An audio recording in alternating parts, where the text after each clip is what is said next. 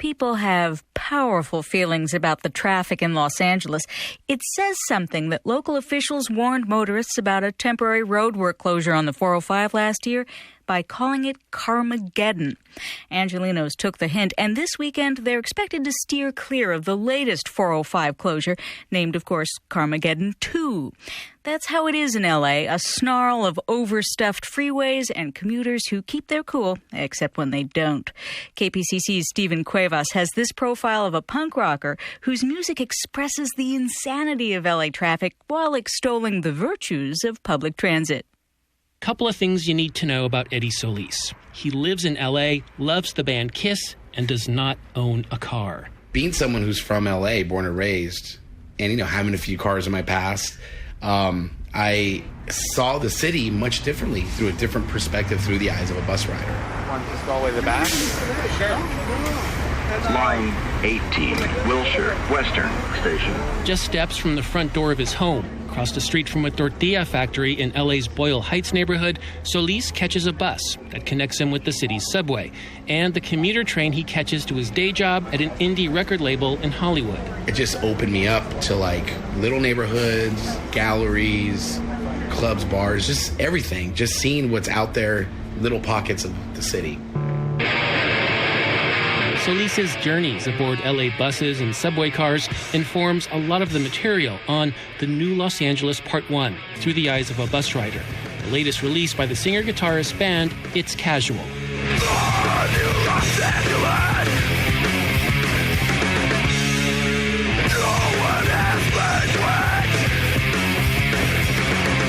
In Solis's vision of a new Los Angeles, people abandon their cars, climb aboard public transit, and rediscover their communities. One song extols the virtues of the LA County Metropolitan Transit Agency's Easy Pass and the urban underbelly it introduces to the rider. And that's a nod and homage to, the people who know what you could even go cheaper and really beat the system and really steer away from spending money on gas and oil profits and all that.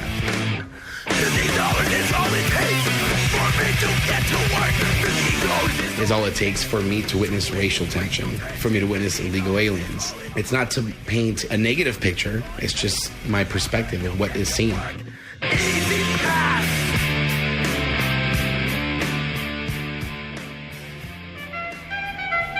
I got a funny backstory. Off the bus and back on the street, we make our way past a jazz saxophonist playing for pocket change and down a long escalator to catch a train.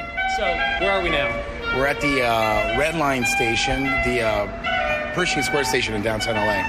And what's our destination? We're going to go downstairs another tier, and about 5 minutes we're going to get on the Red Line going northbound. Okay, yeah. Let's go. The Metro Red Line snakes from North Hollywood to downtown Los Angeles. It's the train that inspired It's Casual's signature tune and spawned a viral internet video. It was partly filmed late at night on a moving train as it hurtles from station to station. Solis thrashes away on his guitar and barks the lyrics, which celebrate the Red Line and call out the congested freeways that coil around Los Angeles. Este es un tren del Metro Red Line a North Hollywood. The 210, the 605, the freeways are not so nice.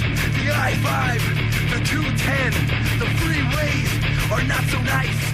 The thread that comes out of the record that ties everyone together is just be alive, don't be a victim of having a car. The 210, the 605, the freeways are not so nice. I-5, the I-10, the freeways are not so nice.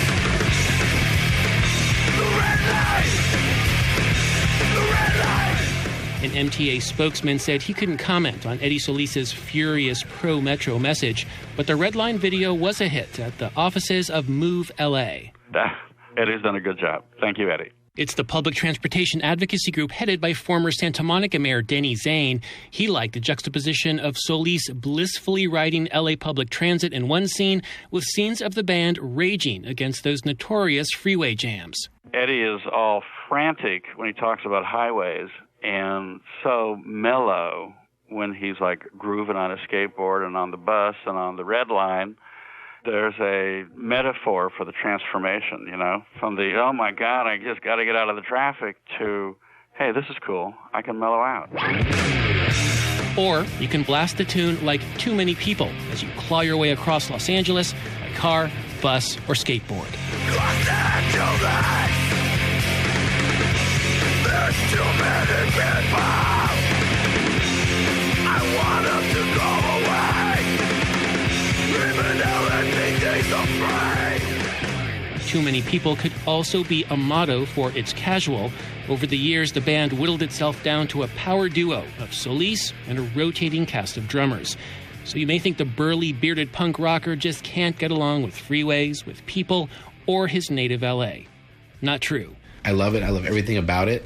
I've traveled throughout the U.S. many times, and I could never look forward enough to coming back.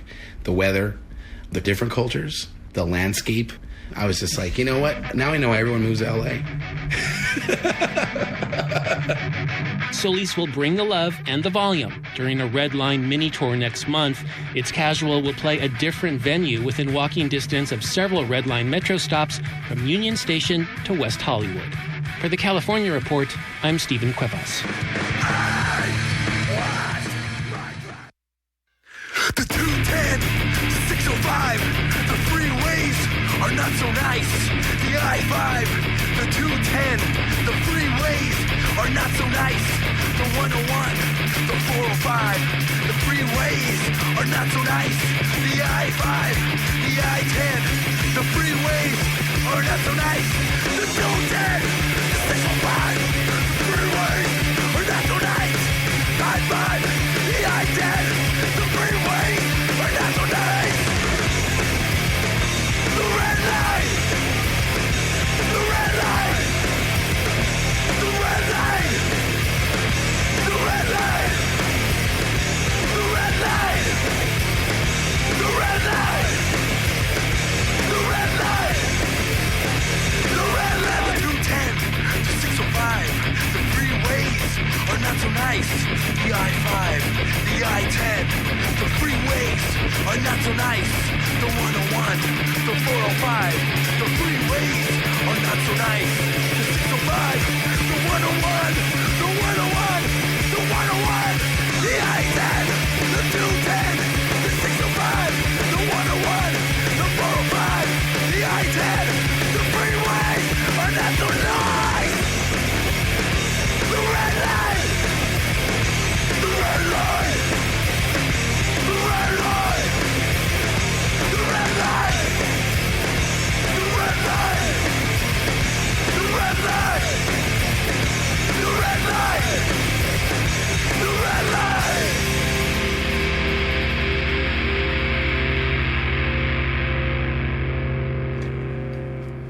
Welcome to the 90th episode of Los Angeles Nista. I'm the creator, producer, and host, Edward Solis, and this is a Boyle Heights episode. I'm very excited. I have two guests in front of me, and one of them I've been trying to get for a long time. A very popular and exciting guy, Mondo. Hey, how's it going? Now, I wanted to ask you, now, should I call you Mondo or Armando? Whatever you feel comfortable with. Really? Mondo. Mondo's cool. Mondo's cool? Yeah, Mondo. What's your last name, Mondo? Gonzalez. I knew that, but I want you to introduce that yourself. Armando Gonzalez, yeah. And why don't you tell the world about your skate shop? What's it called? Soul Skating Los Angeles. You know, the first time I heard of you, I heard about your shop was on Vista LA. Oh, is that right? Channel 7. Orale, I don't think I ever told you that. No, you didn't. I was watching and I was like, man, I got to go meet this guy. Yeah. And I think I walked in, I bought some bearings off you. Orale. Yeah, cool. For my board. Remember that? Yeah, it's been a while. Actually, Channel 7 came out to Boyle Heights. They did a little a story on the changes of Boyle Heights. I think it was called like the Renaissance of Boyle Heights. It was. Yeah. And it was a very positive feature they did. It was, it just had tons of positivity productivity around it. And they talked about you and Eastside Love, but your segment shined. You had a lot to say about what was going on at street level and how your experiences resonated and allowed you to have the experience you have now with your skate shop and your gallery. You brought a friend and a partner. Yeah. His name is Raul Gonzalez, a very, very, very great muralist and artist. I went to an unveiling of one of your restored murals. Oh, that's right. With, that's right. Yeah, remember Isabel Williams. Yeah, Isabel invited me. She was on here. It was from the Mural Conservancy of Los Angeles. That's right. They're in Boyle Heights. And you, great friends. Yeah, great friends and allies, right? That's right. Ken Twitchell, Willie Herron. All those guys. Kent is so old school, man. Yeah. That guy is great. The entities that you're affiliated with is ES Studios. What does that stand for? ES Studios, Eastside Studios, or it could be Eclectic Soul. It could be anything. What about S Studios? S Studios, El Satánico. I don't know. El Salvador. It could be anything. El Salvatrucha. El Salvatrucha. It could be Eddie Solis. Oh. Hey. Remember you took a picture there. I did, and I just hashtag Eddie Solis, and everyone was like, "Dude, what's up, man? Blowing up." What's up? You got it on lock. You got Boyle and 6 on lock. And let's talk about McD Murals. Mictlan. Yes, Mictlan Murals. I've been doing murals for 17 years now from Boyle Heights, raising the housing projects, Jalisco Village, and we've been doing a lot of work with the youth there. We did a lot of work for as a form of graffiti abatement and cultural educational workshops. We use the murals, and so that's. I have a question for both of you. Let's start with Mondo, and let's get your take on it after. The state of Boyle Heights, what it is today, it's not what it was in the 80s. Oh, no. Or the 90s. Nah. We've discussed many times, our experiences, and especially yours growing up in Boyle Heights. Yeah. It wasn't just easy to kind of walk around the neighborhood back in the day, right? I mean, you would definitely have to, look over your shoulder and, be open to oncoming traffic. And these days and age, I mean, it's, you got a huge eclectic thing happening. You got, looks like, all walks of life are moving in, and people from out of state. Instead of choosing Hollywood, they're choosing Boyle Heights. How do you feel about people coming into the neighborhood that aren't from here and experiencing what Boyle Heights has to offer? Start with you. Well, we got to arrest them.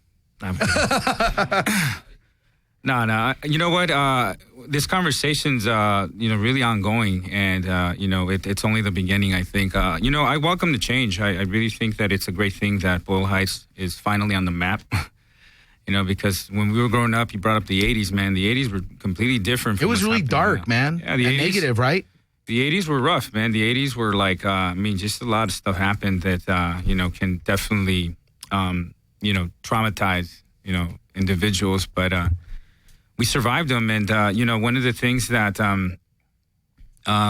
really came full circle for me was skateboarding, and it's not really an over dramatic statement when I say that skateboarding saved my life, man. It's the truth, right? Yeah, you chose that path. Back in the 80s, man, there was only very few things you could be doing, and it was gang banging, skateboarding, or organized sports, and music, of course. Sure. Nowadays, I mean, luckily kids have a variety of things that they can choose from. But, I was 10 years old when I lost somebody to the streets.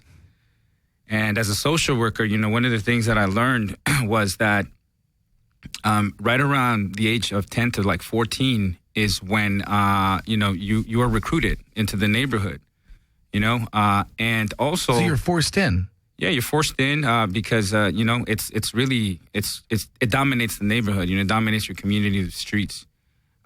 But the other part is that I learned that, really skateboarding was also not something supported in the neighborhood, and it's edgy, I remember one time when I was skating, I was hit up and basically, the guy said, one of the homies said, hey, man, that's a white thing, man. What you doing on that board? And they wanted to jump me. So we form our cliques, skateboarding cliques, and it's also for protection. Exactly. Yeah. Growing up in Pico Rivera and Whittier, it was so funny. We used to go skate at Los Santos Junior High off Slauson and Norwalk, and there was a gang called Los Santos. Oh, yeah. And they were pretty fierce. They would do a lot of shit. And I grew up with these guys, though. I used to skate with these guys, and then, there'd be, they'd roll up, and there'd be a homie that, didn't know us. And he'd be like, fuck skateboarders. Fuck white boys.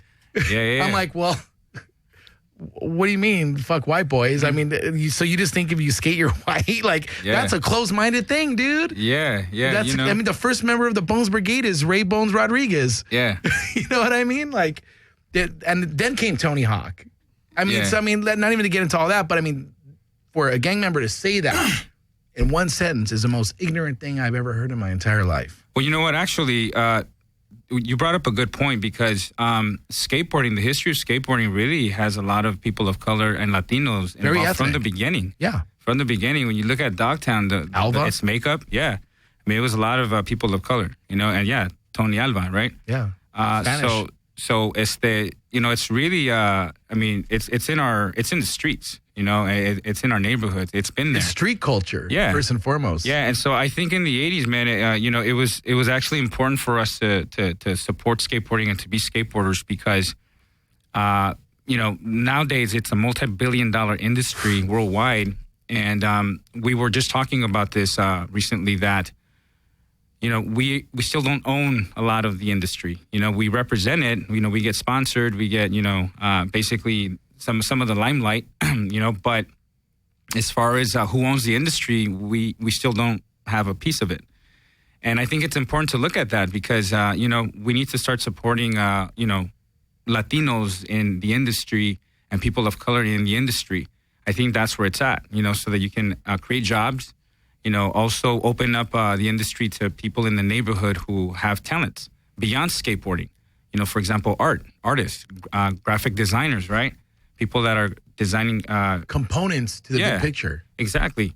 So, when we try to talk about skateboarding, we emphasize that we've been in the game since day one, meaning, you know, Latinos and people of color. Right. It's just important that young people understand that because I think it gives them a different sense of, a different pride in themselves and in their cultura, you know, and that's important, man, you know. And again, it's street.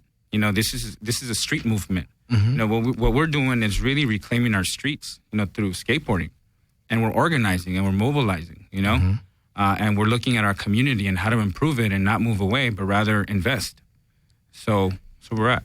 Very cool. And going back to the 80s and 90s question I had, what's your take on that, Raul? You agree? On the gentrification? Well, I mean, it's just. I think it's just. It's more of an exciting time right now. There's a bigger platform in Boyle Heights. I think the city wants to help. There's more people moving in that are. You know what I think about the people from out of states and all the hipsters that are moving in. They want to know about the culture of Boyle Heights. They're open to it.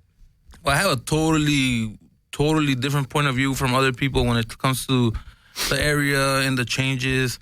You know, like I said, I grew up in the housing projects, and, you know, when they knocked on our projects and they kicked everybody out. Pico Aliso? Aliso Village. Yeah. And they asked me, they're like, oh, well, aren't you pissed off that they displaced your community? I'm like, dude, we lived in housing projects. You know what I mean? We live in the bottom of the barrel. I mean, it's not ours we don't own it.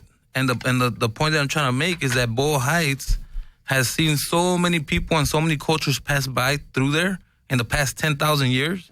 You know, I mean, in the last 200 mostly, you know, but yeah, you know, it's not anyone's. No one owns, you know, that community's been changing. It went from the natives, you know, who knows the original name of that area before it was Boyle Heights? Buffalo Blanco. Apachiangna. Oh, before that. Apachiangna. And then it became El Paredón Blanco when during the Spanish era. And then it became Brooklyn Heights. And it became, or Boyle Heights and then Brooklyn Heights, one or the other. And the Jewish community was established there before they fled to Fairfax. Italian, Russian. And even the first Japanese. The first Cantor's Deli was in Boyle Heights. Yes, Japanese. Yep. You had the first Beverly Hills before Beverly Hills when Beverly Hills was still an oil field. Boyle Heights was where all the rich homes were at. You know, so I mean, it has a very long history, and no one's permanent. That's a history. It keeps going through, and so we're just passing through also. And you know, being that I was born and raised there and grew up there, and I have murals all around there, and we did a lot of work, and we're still doing work with the youth and the community. I think what's important, like what Armando's talking about, is knowing your history and being able to not just, you know, be like, oh, we're part of this line, but be able to be a stakeholder and contribute and become an owner, not just become the renter. Because the truth is, you know, when they talk about gentrification, it's like, well, nobody owns these buildings.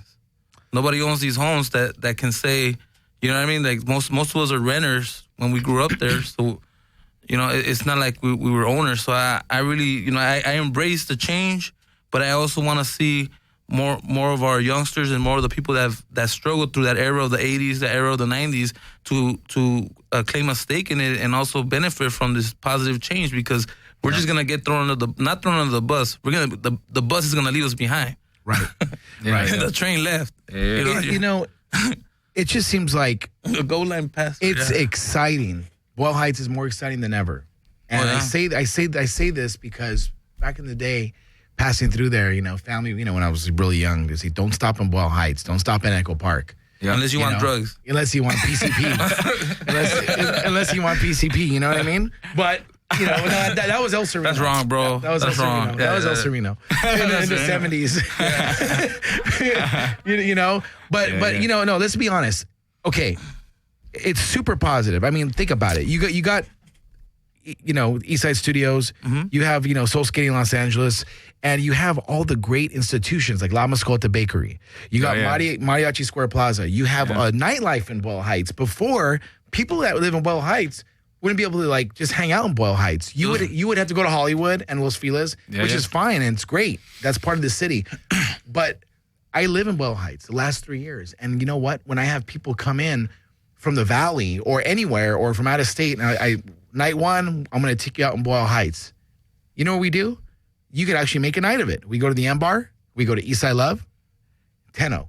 That's 3 places. Yeah. They're all on First Street. Yep. Yeah. And you can't, it has a nightlife. There's what's that Playhouse on First Street also? Casa 01. Yeah, it's really big, right? Inside? Yeah. I went to, with a friend, went to a art show, and then we saw a play in the same building. And then we went to East Side Love to see mariachis and the burlesque show. And then karaoke at Tenno. Yeah. And then, you go over the M Bar and there's a full night. I mean, the progress of the area, to me, it's just a beginning, and then especially with the Day of the Dead Festival that just happened. Yeah. I mean, that's a huge platform. Raul, I wanted to ask you about murals really quick. Yes. How can art be reinforced in Boyle Heights? Do you think that it's the parents need to be more proactive and take ownership of that being a component in the schools, or is it political? Is it both? I think that the youth are being ignored completely. Right? There's no programs. They want art programs. They want art spaces. There's let's say one place for 1 million people. You know what I mean? It doesn't make any sense. So I mean, what it is, I wouldn't even put it on the parents. The parents are busy working. What I would like to see is some more support. This is what the youth are asking for. They want spaces where they could do art, where they could learn art. We do art classes at the East Side Studios. We did them for the summer, a summer art camp with soul skating. We did a skate classes and then art classes. But the thing is that's just one space, and we only did it for a limited time. We want to keep doing it. We're going to put it out again. But I think that what it is it has to do with education. And those spaces, if you create spaces for youth to go and work and to be able to have an outlet, you can use it also to educate them on the past and the history of Boyle Heights murals, bring in the muralists. They're still around. They're not dead, and they need work. A lot of them need work, and that's the reality of our area. And what's happening right now actually is that if we don't do something for the artists that are native on the east side or that started this whole mural movement in the 60s, the 70s, other people are going to come in, and they're going to get pushed out. And that's where you lose your history. That's where you lose your connection to those murals, which are still, they're still beautiful. They're still there.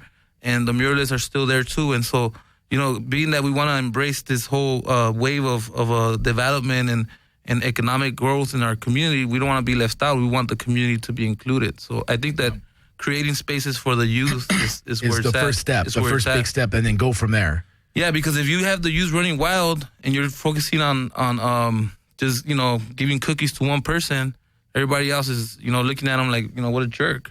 What about us? So, the kids, they feel it. They know that I clean a lot of murals that have graffiti on them, and people always tell me, oh, pinches mocosos, and they start cursing the kids, and I'm like, dude, I don't blame the youth at all.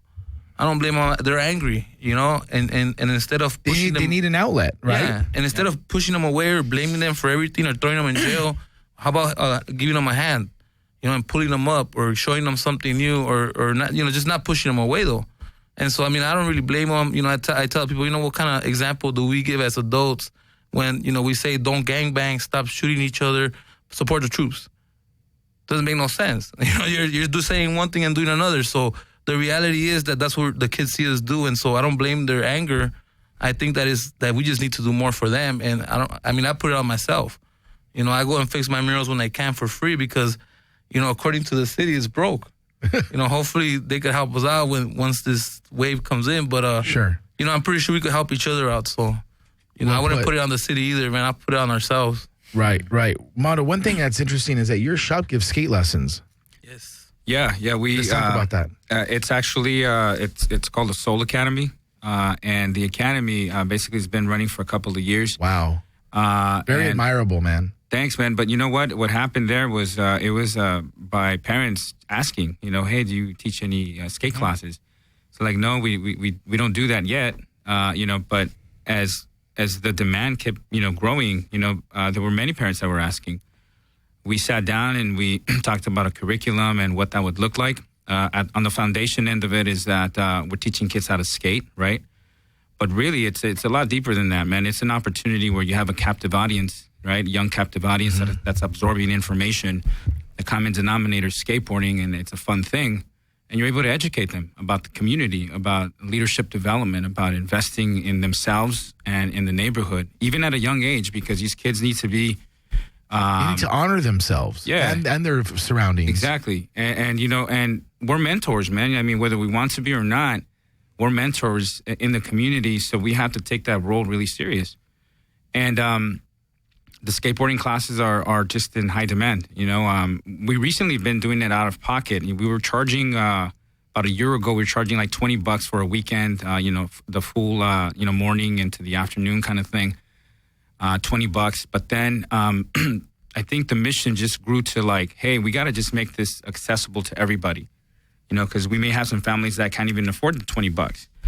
And so it's been out of pocket, really. And then when we opened up Eastside Studios next door, and we partnered with Raul, we attached the art component to it, and now it grew even more in popularity. And but you know, it's all out of pocket, man, because the mission there is like what Raul was talking about. It's having outlets.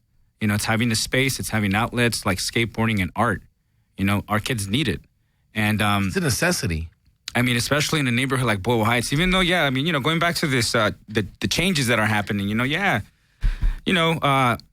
again, you know, I embrace change, but, you know, we're making a statement by having to say that we're going to take care of our own kids. These are our kids, you know, and this is the wave of the future, man. The youth have to be number one priority for everybody because they are the ones that are going to make that permanent change in an area like Boyle Heights because they're from it. Yep. It's not people from outside of our neighborhood coming in that need to make those changes. They're welcome to come and live in the community, but I think that we need to take the lead. People that survived what we survived. Be proactive. Yeah. You know, and so, you know, as we do what we do out of pocket, it's really making a statement saying, hey, we're not going to wait for the city, or we're not going to wait for LAUSD or grants. Although we're moving in that direction, by the way, we're trying to sort of create a social enterprise with what we're doing. And really what that means in a nutshell is that we're going to continue to run a business like a skate shop, but with the focus that most of that profit comes back for programming and to run a space, you know. I'm from the nonprofit. You know, I've been doing it for like 12 years. And after trying the shop as a business for 3 years, and then, you know, having to have the Soul Academy part of it, I realized that I'm more comfortable in the programming side, you know? And so I've been talking to different people, including the mayor, about our need. Yeah. We actually had a really cool experience with him over the summer. He came over to Boyle Heights. We had media time, and basically we let him know that this is what we're doing, you know, and I gave him one of these boards, right? Yeah. And someone recently sent me a picture that just met with him, said, hey, man, your board is in Garcetti's office. And I'm like, wow, because he promised to do that, but I thought, well, you know, he's not going to remember something like that. And he did. And to me, it's actions speak louder than words, right? Man, it's love, man. He's showing us love. And so for me, it also means that he's conscious of investing in young people. Right. Because Soul Skating LA is about the youth. You know, it's about them. And beyond Boyle Heights, you know, we have a lot of LA pride, man. You know, I mean, it's a LA till I die kind of thing, right? And for me, it is, you know, and I'm trying to instill that pride in them too, you know. Something's about to blow up in LA as far as music and culture. I mean, it's already doing it, but I think that something big is going to happen here, you know, and the young people are all part of that force. So I'm just excited myself, like anyone else, to see what's about to happen, you know. But skateboarding it's the anchor for positivity. Exactly. It's like the glue. You know, just the lifestyle is it's amazing, man. It's like I have this saying right now where skateboarding saved my life twice. One when I was 10 and another when I'm like in my mid-30s, you know. Well, actually going into 40 now. I'm 39. But it saved my life again, man. When I opened up the shop, it just gave me a whole different, you know, injection of life, right? Yeah, because now I'm surrounded by that next generation of young people that are going to invest in the neighborhood. So, well, thanks so much for being here, guys. I really appreciate it. Thank you. Yeah, thank you, man. Episode. Thank you. Thanks. Thank you. All right, 90th? Yeah, my favorite.